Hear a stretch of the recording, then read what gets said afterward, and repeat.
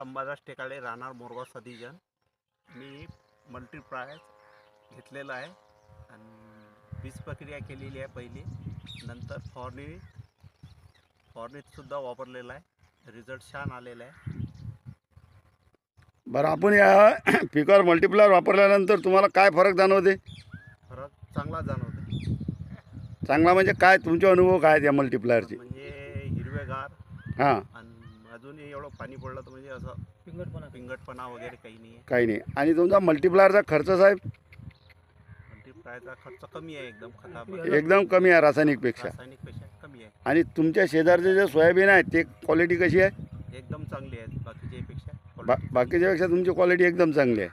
मग याच्यापासून तुम्ही बाकी शेतकऱ्यांना मल्टीप्लायरबद्दल काय सांगसान?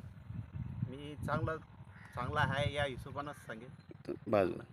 धन्यवाद धन्यवाद धन्यवाद. तुम्हाला माहिती कोणी दिली होती? गोपाल पाटील वानखडे. चला याच्यातून शेतकऱ्याचा खर्चही कमी होते आणि शेतकऱ्याचं उत्पन्नही वाढून भेटते. आज 3रं वर्ष आहे माझं. हां, कुठल्या पिकाला आपण वापरलं हे?